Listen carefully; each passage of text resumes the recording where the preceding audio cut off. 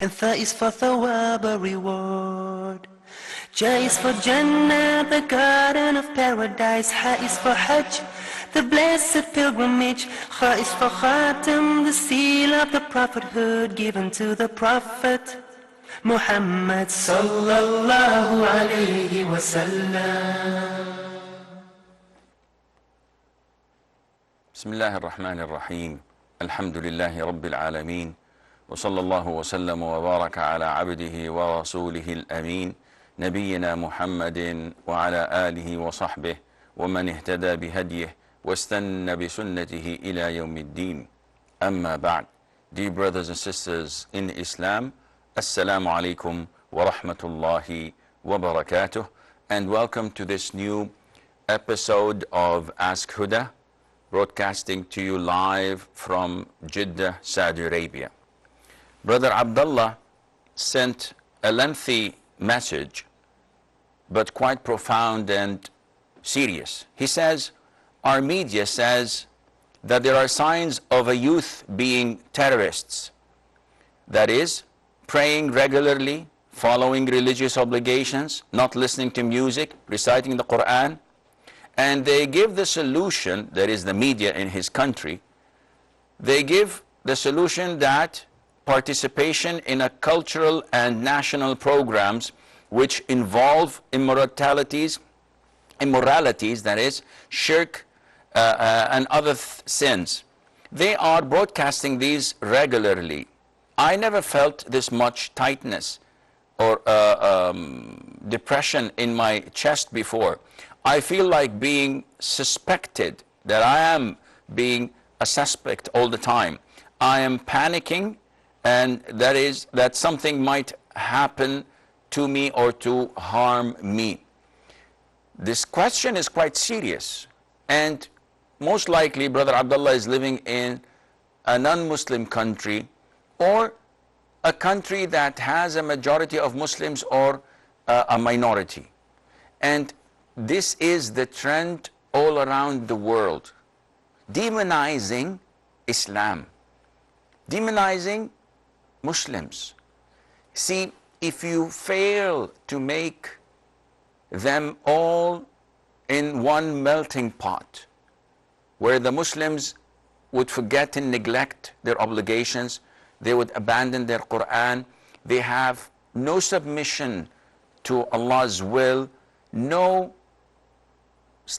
being steadfast on Islam, then you have a problem. The way they see to solve such a problem is to open all gates of desires and lust, so that the Muslims would forget who they really are. And doing so, you have to indulge them in lusts, in mixing, in music, in things that are evil in Islam and also in other religions. So Brother Abdullah is feeling tight in his chest. He's feeling intimidated. And this is exactly what they want. They want to play on the string of fear. This is what they had done in the US since 2001. Till date, almost 15 years, and it's still going on. Whenever they want to control the masses, they bring the issue of terror.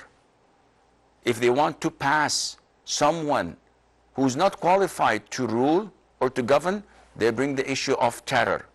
We will protect you. We will defeat them. We will do this. It's us or them. They keep on playing the same old record so that they would keep non-Muslims intimidated and afraid, and would give them a carte blanche to do whatever they want. We know of the recent scandal, which Muslims have been saying for almost 15 years, that there is no weapons of mass destruction in Iraq, and there is nothing to prove it. Now the government inquiries proved that their leaders were lying, were falsifying facts, were fabricating things. The result, the killing of hundreds of thousands of innocent Muslims, men, women, and children. And the displacement of hundred thousands more, and maybe millions in Iraq, in Iran, and elsewhere. And we see the chaos existing nowadays in Iraq and in Syria, all of because they're planning, their actions, who claim to protect the world from terror, yet they are the initiators of terror. No one brings them to court because the Muslims are asleep. The Muslims are not united. The Muslims are powerless. And we are the reason behind this. There is no way Muslims can regain their dignity, their honor, without going back to their religion. This is what the Prophet said, alayhi salatu wasalam. Allah would enforce humiliation upon you until you go back to your religion.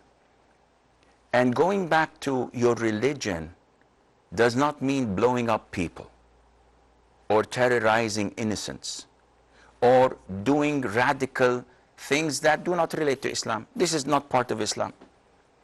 But at the same time, it does not mean that you put your head down and concede to the disbelievers to ride on your back and to control you. So, Brother Abdullah, what to do? Akhi, look at the Quran and the Sunnah and cascade it on your life. What would the Prophet ﷺ do if he were in your place? What would the companions do? We know that in the beginning of Islam there were 13 years in Mecca, and the Prophet was not allowed to take arm or to fight or to defend himself nor his companions. So what did he do? He used tolerance, he used wisdom, he preached to the way of Allah Azza wa Jal and called people to Islam. He was relentless in calling people to Islam with all the threats around him. This is what you should do. You should not bow down to them, but you should not go to being extreme and radical, because this is not what the Quran says. So again and again, we always repeat the same phrase. Islam is a religion of strength without violence, a religion of mercy without weakness, and a religion of pride without arrogance. If you manage to strike the balance, inshallah, you will have your chest expanding and you will feel that you are the most happiest person on earth, despite all what you see around you and despite all of these lies and intimidation that they say in the media. Asif from Saudi Arabia. Assalamu alaikum. Salam wa rahmatullah. Hello, sir. How are you? I'm fine. Hayakallah akhi. Yeah, sir, actually, I have two questions. The first question is regarding, sometimes I'm offering Sunnah prayer in masjid, in mosque. Somebody is coming from my behind and he assumed that maybe I'm offering Fard. So he keep me as an imam and start praying. So how to say him no, that no, I'm praying Sunnah and it's not Fard. Okay, second question. Second question is that regarding traveling, what exactly is the duration? For example, for how long we will be traveling somewhere so that we can assume that we can go for qasr and we can shorten our prayer. Okay. And where it starts. For example, airport is 2 kilometers from my house. So once I have my bag in airport itself, if I am praying, I will pray. I will shorten my prayer, or what exactly is the case in brief? Where do you live? I live right now in Jazan. And the airport is 40 kilometers away? No, 2 kilometers only. I'm near airport. Okay. I will answer you inshallah. Okay. Fine. Jazakallah. Hayyakallah. Abu Safwan from Kuwait. Assalamu alaikum, Sheikh. Salam wa rahmatullah akhi. Alhamdulillah. Fine. Sheikh, I have a question about this riba. Okay. About interest. Yes. You see, I have asked this question many times, but so far I didn't get a proper reply. hopefully you can help me. The question is, the money given by the bank is for a period of say 10 years or 15 years. Obviously, they are doing this amortization, that is a kind of depreciation for intangible items at a period of time. Obviously, so how they repeat this, in the initially start, some of the money goes towards their interest and the remaining amount goes towards the principal. So obviously, for example, if I take for 10 years, so after 5 years, at least 20% of my principal amount is going towards the principal and the 80% going towards the interest. But if I take a loan from the Islamic bank, so-called, so what is happening, even after 10 years, my principal is remain there because they are taking almost 75% as their principal amount, because this is a share interest, and the remaining 25%, which is supposed to come to me, even they are deducting about 60% from that and claiming that this is the administration fees. So as such, it is better for me or more easier to take money loan from the conventional banks rather than the Islamic banks. So to tell me what I have to do in this case, and because to me it appears they are doing more injustice Islamic bank, and how this inflation is considered under Islam. Jazakallah. Wa jazak. Hayyakallah. Okay, Asif from Saudi Arabia, he is worried that whenever he's praying sunnah, after the congregation is over, someone comes and taps him on the shoulder and stands next to him to his right, taking him as an imam. He says, how can I inform him that I'm not praying fard? Akhi, first of all, this is not needed. And 99.9% the brother knows that you're not praying the fard. But he needs to join someone so that he would have a mini congregation, because he has already missed the main congregation. Therefore, you will get the reward, he'll get the congregation, and you should continue your prayer as usual. So if you're praying 2 rak'ahs and he comes in the second rak'ah, pray as usual. When you go for ruku', say Allahu Akbar so he can hear you, and then you say Sami Allahu liman hamda and finish your prayer. If you are in Maghrib time, for example, and it is your first rak'ah in sunnah, and he joins you, make your recitation loud and pray your 2 rak'ah sunnah loudly, so that when you offer salam, he goes and finishes his 3rd rak'ah. There is no problem if I begin my prayer as a single and then change my intention into congregation. This happened as in the authentic hadith of Ibn Abbas, where the Prophet used to pray night prayer in Maymuna's house, who is Ibn Abbas's aunt. And Ibn Abbas is pretending to be sleeping, but he's observing and watching. So when the Prophet began prayer, he came and stood next to him. The Prophet did not tell him, no, don't pray, I'm praying alone. No, khalas, continue as congregation. So there's nothing wrong in that. And someone praying voluntary, leading someone praying the fard prayer, this is also permissible, as of the hadith of Mu'adh ibn Jabal, who used to pray Isha, may Allah be pleased with him, with the Prophet ﷺ, and then he goes to his village or his tribe and he leads them in Isha for them, but it is voluntary prayer for him. So you have no problem with that. Brother Asif says, what is the duration of traveling? You go to the Quran, you go to the Sunnah, there is no distance mentioned to start traveling.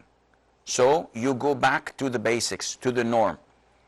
The people in Jeddah, we ask them, what is the distance of traveling? So it depends on your destination. So if we say, okay, how about if I go to Mecca? Do you consider this traveling? People of Mecca and people of Jeddah will say, no. We don't consider this traveling. It's like a suburb of one another. So we don't shorten prayer, we don't break our fasts, though the distance is about 80 to 85 kilometers. Somehow, or some countries, maybe there are 2 cities with nothing in between, and the distance might be 50 kilometers or 60 kilometers. Yet traveling from one end to the other, the people of both places consider it to be traveling. So this is considered to be traveling. When would I be considered as a traveler? Once you leave the borders of your town. So for example, if you are in Dammam, Al-Khubar, Dahran, in the Eastern Province, for example, and the airport is about 30 kilometers out, the moment you leave the border of the city itself, you can shorten, which means that if you reach the airport and it's prayer time, you shorten and combine, you have no problem, because your journey has already started. But if it's like 2 minutes from your home in Jizan, or if it's like here in Jeddah, the airport is within like 5 minutes or 10 minutes ride, this is not considered to be traveling. So I hope this answers your question. We have Nakab. Nakab? Somal. Excuse me? Somal. From Somal. Yes, what can I do for you? Sir, does the day of Muslim female has a limited money or payment, which is 50 camel, and men should take 100 camel, or there is any dalil in the Quran or any hadith? So you are asking me about... Assalamu alaikum. Alaikum salam. You're asking me about the blood money of men and the blood money of women. Yes. Okay, I will answer you, inshallah. And we have Abu Safwan from Kuwait's first question is quite lengthy. In a nutshell, he says, if I go to a conventional bank, I request a loan of 100,000 riyals or dollars, they say we will take from you 3% interest with the other conditions. Now the 3% is not fixed. It's not only 103 that you have to give them back. If you're late in payment, it goes to double, maybe it's 7 to 10 to, and it can go on forever. Islamic banks, you go and say, I need 100,000 Kuwaiti dinars. They will say, we don't give loans. This is a big difference. Now don't look at the end product, which is a percentage, 3% for 7 or 8%. Look at the concept. They don't give you loans. They sell you a commodity. And once they sell you the commodity, the price is fixed. It cannot go up by no means. So they sell you something worth of 100,000, and they say that you will pay us in installments 120,000. So this is 20% over a duration of 5 years. And you agree and you take it. This is totally halal. Why? Because they're selling you a commodity. Now you take the commodity worth of 100,000, you keep it in your warehouse, you sell it, you do whatever you want with it. This is not their problem, because they are selling you. And through this process, the manufacturer with all the employees underneath benefit, the marketing people benefit, the people in the market who sell benefit. When you sell it cheaper than the market price because you need the cash, those who buy it from you benefit, you've benefited, and they've benefited. In riba, in interest-based loans, it is a total different ball game. It is money versus money, no interest for the society, no benefit for the individuals. The loan shark is getting richer and the poor are getting poorer. And this is capitalism. Look at what happened in 2008 in the credit crunch. Everybody was buying their homes on mortgage. And all of a sudden, it vanished into thin air. And we've seen the catastrophes that took place and the devastation that people's lives were faced with. But not the Islamic banks. There was no Islamic bank affected with the grace of Allah Azza wa Jal, because they don't deal in riba. They don't deal in usury, in haram. They sell you a commodity. Now, you're saying that you're paying so much for inflation, for the capital, for sharing, for, I don't know this stuff. A conventional bank, you take 100,000, you have to return it in the designated moment, time frame. If you're late one installment, they double it, they triple it. If you go to hospital, if there's anything wrong, they don't understand. You have to pay. Okay, you want to delay, this is what is known of riba al-jahiliyyah. You want to delay and increase the period, we will increase the percentage. And this is why the IMF, International Monetary Fund, is the biggest riba dealer. They do it on a large scale. They enslave countries. Lots of Muslim countries, Arab countries are struggling to pay off 100,000 that they took 20 years ago and defaulted. Now it's 100 million maybe because of inflation, etc., because of riba. So participating with such funds is totally prohibited. And just the idea of thinking that these haram consumers who deal in a major sin, that Allah Azza wa Jal cursed those who give riba, the consumer, those who take riba, the bank, those who witness, the two witnesses of the transaction, and those who write it down and record it. The Prophet said, all of them in the curse equal. So there is no excuse, none whatsoever. To think that this is better than the Islamic banks is preposterous, with all due respect. And Allah said that in the Quran, that they say that riba is like trading and selling and buying.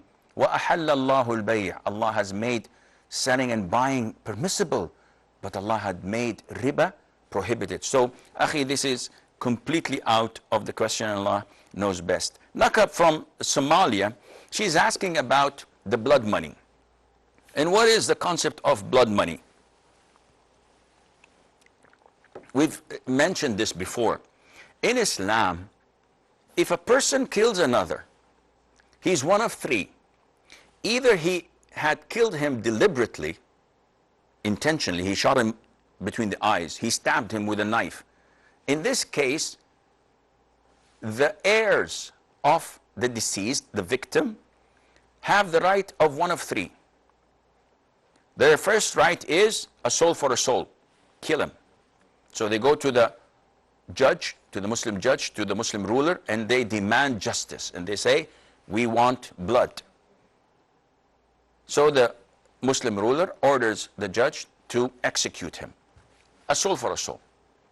The second option is that they don't want him to die. They want compensation, which is blood money. So he's forced to pay them the worth of 100 camels, which can be close to a lot of money. The third option is that they don't want to kill him, nor they don't want blood money, and they set him free for the sake of Allah. And this is the best and highest and most recommended in the Quran. Now, the second type of blood of killing is what is known as semi-intentional. And this is the punishment in short is the blood money. There's no execution. So I throw someone with a rock and he dies, or I throw him with a rope, or I push him in a fight and he dies. And the third is killing by mistake. I'm driving and the car rolls over, I hit someone, or someone with me dies. This is killing by mistake, and blood money is required. However, Islam has made a difference between the blood money of a man and the blood money of a woman. So the blood money of a man is 100 camels, and the blood money of a woman who was killed by mistake is 50 camels. One would say, why is this segregation? This is something that is divine. Women are different than men in 5 places or situations: in testimony, in freeing, the reward of freeing a slave. Freeing 2 women, slaves, is equal to freeing 1 man, slave. In aqiqah, in inheritance, aqiqah, you slaughter 2 rams for a boy and 1 ram for a girl, a newborn. And in inheritance, وَلِلذَّكَرِ مِثْلُ حَظِّ الْأُنْثَيَيْنِ, a male gets twice a female. This is when it's offsprings or the siblings inheriting, etc. in certain cases, not all of them. And fifthly, in the blood money. We have Nihaj from Libya, and afterwards I think we have a break. Nihaj? Nihaj? Okay, we lost Nihaj. So stay tuned. We have a short break, and inshallah, we'll be right back. Allah, la ilaha, la ilaha illallah. Assalamu alaikum and welcome back. We have, I think, Yusuf from Kenya. This is concerning about the shortening of prayer. Okay. I got transferred to a city 500 kilometers away from my home. How long? How far? I stay alone in the. I got transferred to a city around 500 kilometers from where my home is. I stay alone in the city working. There is a mosque near by where I put up as a bachelor. However, I am soliciting and conversing to get back home. That's all in vain. The question is, do I shorten my prayers or I pray with the congregation? Which has more tawab? Okay. I will answer you, inshallah. Khadija from the US. Yes, assalamu alaikum, Sheikh. Salamullah. I have a question. My question is like, my husband, he told me I divorce you over the phone. So the divorce is taking place? Or how he gonna divorce me? What did he say exactly? He said I divorce you, like, he said I divorce you, but he talked over the phone. But I don't know, it's like if it's a divorce taking place or... And this is the first divorce? Yes. Do you have children or just a marriage contract? No, I don't have a children. And the marriage was consummated already? No, not yet. So it's just a contract. You have not been alone with him at all? No, I've been like 8 years. We've been together for 8 years. Okay. So okay. I got your question, Khadija. Do you have any other questions? Yes. The second question, my brother, he driving the truck, like every time when he driving the truck, he short the prayer. So is it possible to short the prayer, like every time he went to some city, so he shortened the prayer? Okay. Any more questions? That's all. Thank you. You're welcome. I'll answer, inshallah. Brother Yusuf from Kenya, he says that he travels to work about 500 kilometers to a different city. And he stays there for 5 days, 6 days, and then he goes back to his hometown, apparently for the weekend, maybe. So he says, do I shorten or should I pray in the masjid nearby? Definitely, praying in the masjid nearby is nothing compared in reward to shortening. Praying in the masjid is the highest and the best, no matter what. Shortening is a permit, it is a rukhsa, it is something given to Allah Azza wa Jal to make things easy for you. But praying in the masjid is so much reward that is beyond belief, first of all. Second of all, if you have resided in that workplace of yours, so if you have a home, if you have it furnished, and when you go there you're settled, you are not confused whether when to wake up and when to sleep or whether I'm going to move to somewhere else, so you feel settled, in this case you have to complete. And when you go back home to your family, you complete as well. Because now you are not a traveler anymore. You are more of a resident than a traveler, and Allah knows best. Hafsa from Nigeria? Yes. Yes, Sister Hafsa. Assalamu alaikum, Sheikh. Assalamu rahmatullahi wa barakatuh. Assalamu alaikum. Wa alaikum assalam wa rahmatullah. Sheikh, I have a question. Yes. Sheikh, is it true that if somebody dies, he will be accountable for every property he leaves behind? That is why Muslims are not. It's not recommended that Muslims should keep properties or possess properties because they will be accountable for it in the day of judgment. Okay. Any more questions? No. I will answer you, inshallah. Umar from Canada.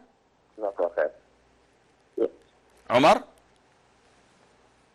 Hello. Assalamualaikum. Alaikum assalam wa rahmatullah. Yes, Hello. my friend. Yes, akhi. Okay. My question is, if someone gives you money for a period of 15 years, in today's terms, it won't have the same value. Like $1,000 today won't have the same value in 15 years. How does it compensate the difference of the value in Islam? Okay. Any more questions? I know that's all. Okay, I will answer you, inshallah. We have Nihaj from Libya.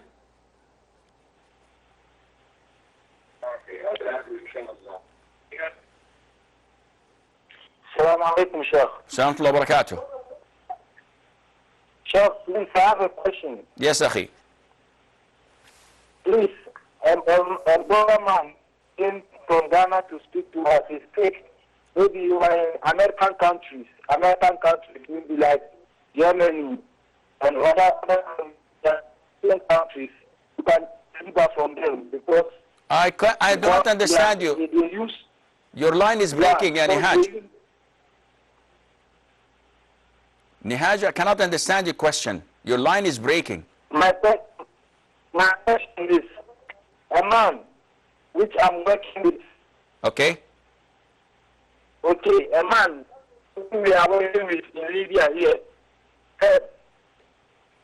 he said maybe in America, Germany and France and other countries, you can take the river from them because they use the other money we put in the bank to fight against Islam. And I told him, no, he's wrong.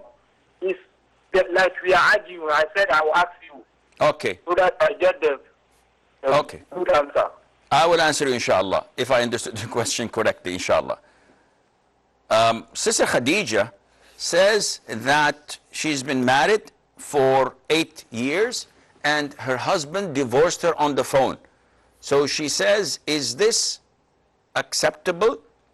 Now, as a ruling, if a man says to his wife, I divorce you, or if a man says to a friend, I divorce my wife, or if a man is sitting in the room and says verbally, audibly, I divorce my wife, the divorce takes place.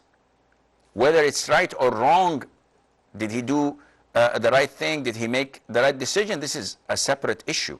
We're talking about, is the divorce valid? The answer is yes. If he said, I divorce you, the divorce is valid and it takes place of one divorce. So as this is your first divorce, you have to remain in what is known as the iddah period. And this is a waiting period. Both of you are still married, but he has no right to have any intimacy with you until he reconciles. And this period is 3 monthly cycles. You must remain in his home, that is your home, and he has to remain in that home. He can see you, you don't have to wear hijab, you can beautify yourself, try to seduce him, because if he were to make intimacy, he has to do it with the intention that I've reconciled with you. Otherwise, he should not come close to you. You cook for him, you serve him, you try to fix things up and try to make things work again. It happens, alhamdulillah. 1 down, 2 divorces to go.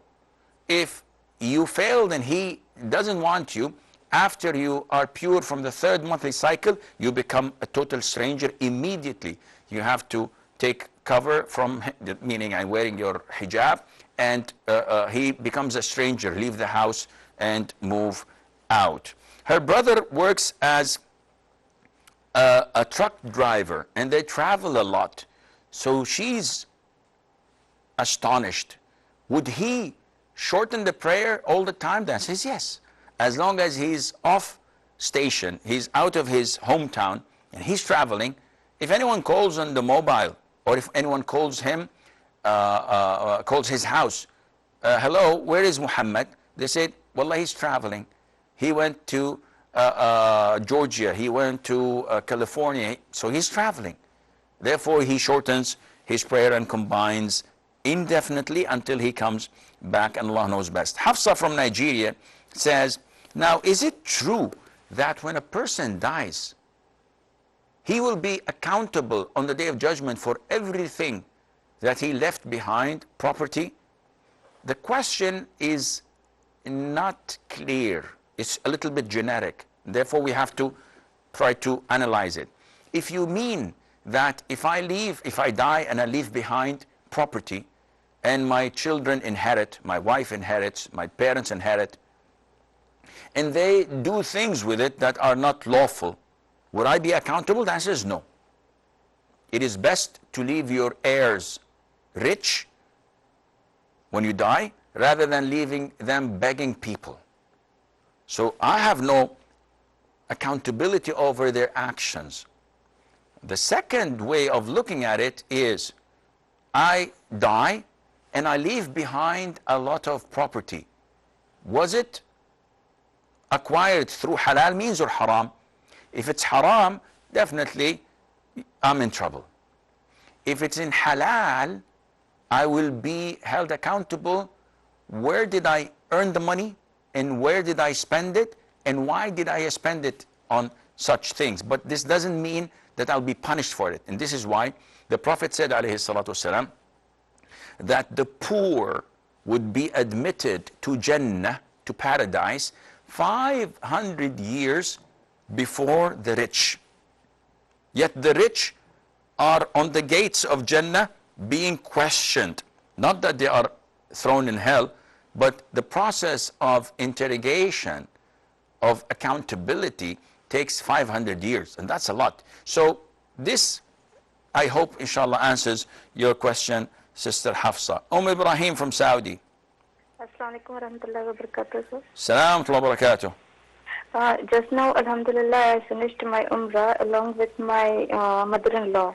Okay, without my husband or without my father-in-law. So will that be acceptable?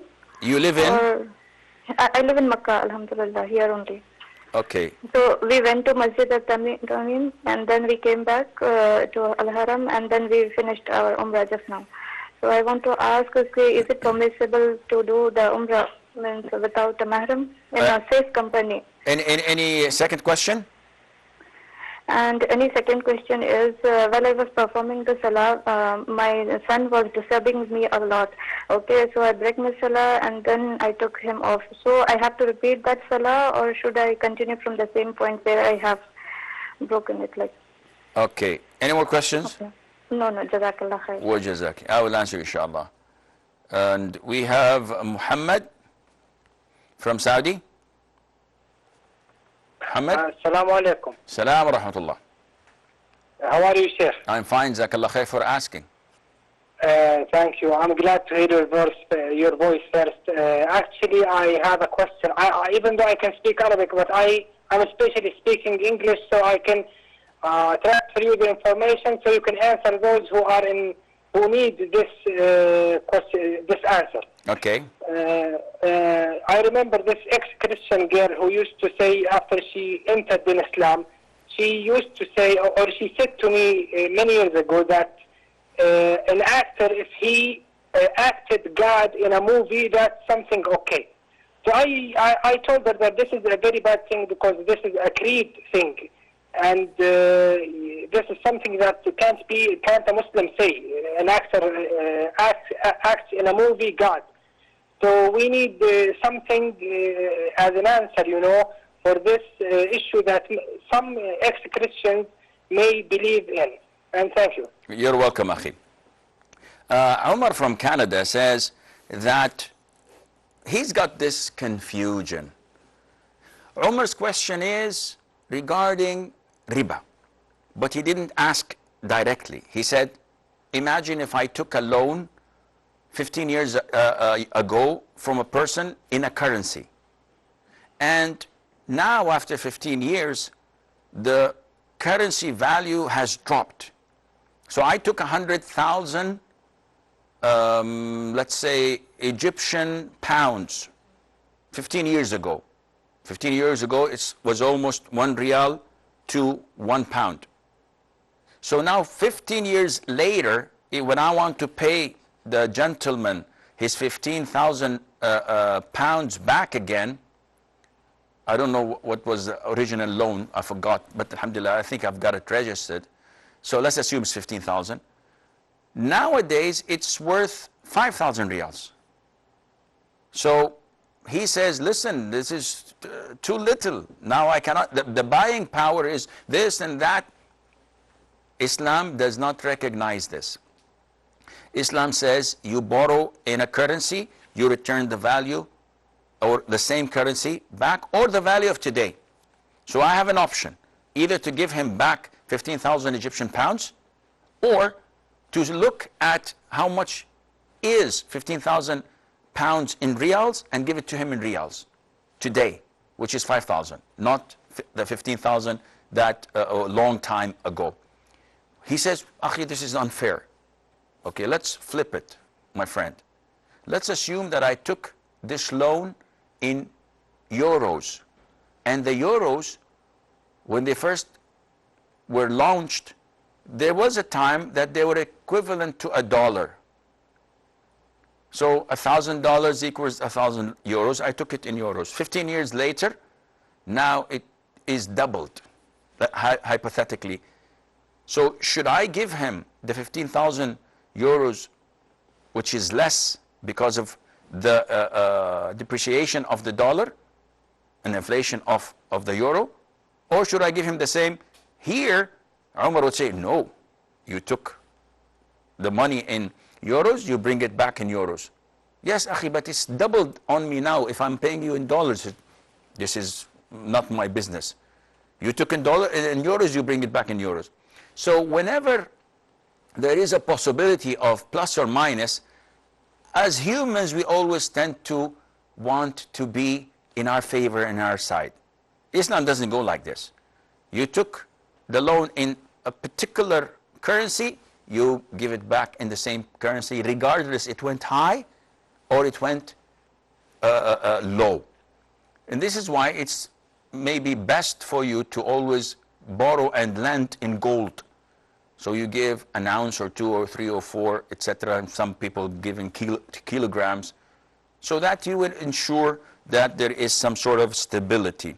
Nihaj from Libya, she says, or he says, that a friend of his says that it's okay to borrow in interest from kafir banks in their countries because they are kafir. We can take the money, we can take. This is totally wrong. You are dealing in a sin. So it's like saying that, yes, drinking whiskey is haram in Saudi Arabia, but if I go to US, it's okay because they're kafirs. I can drink their booze and I have no problem. Booze is booze. Riba is riba. Fornication and zina is the same. So it's prohibited to fornicate with a Muslim woman. It's the same thing to do it with a disbelieving woman as well. Ibrahim, she says, I've just finished my Umrah. Is it permissible to do it with my mother-in-law without my husband? Isn't it a little bit late for you to ask, Ibrahim? Shouldn't you have asked before? A Muslim always makes clear of his actions before he does them, so that he would not fall in sin if it were to become wrong. But alhamdulillah, your Umrah and your mother-in-law is correct and you have not sinned. She said she broke her prayer and took her son. Well, the minute you break your prayer, even a second before doing salam, you have to repeat the whole thing from the very beginning because it's a one package. Muhammad from Saudi Arabia says that an ex-Christian girl and some reverts have this concept that it is permissible to act the role of Allah in movies. So some movies, they bring gods, like in the Greek histories and movies and they bring gods fighting and gods having illegitimate kids, and says it's okay.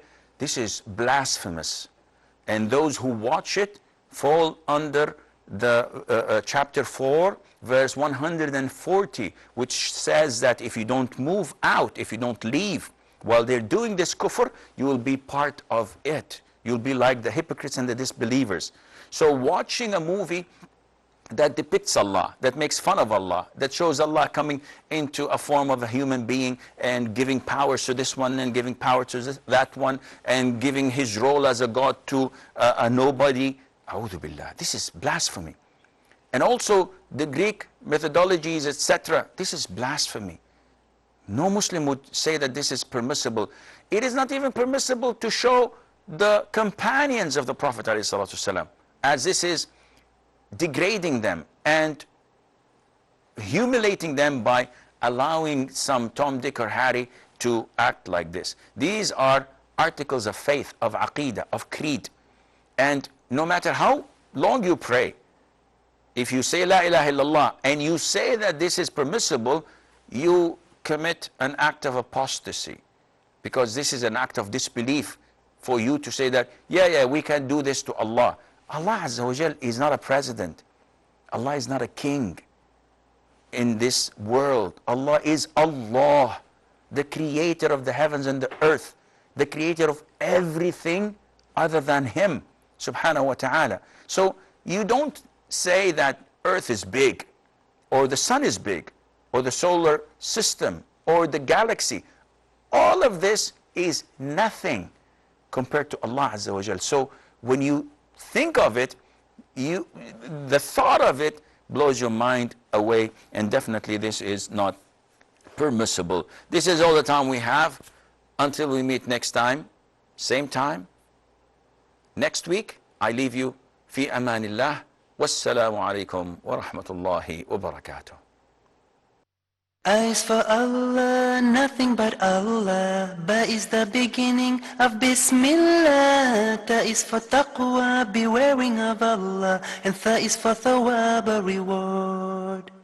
Ja is for Jannah, the garden of paradise. Ha is for Hajj, the blessed pilgrimage. Kha is for Khatam, the seal of the prophethood given to the Prophet Muhammad.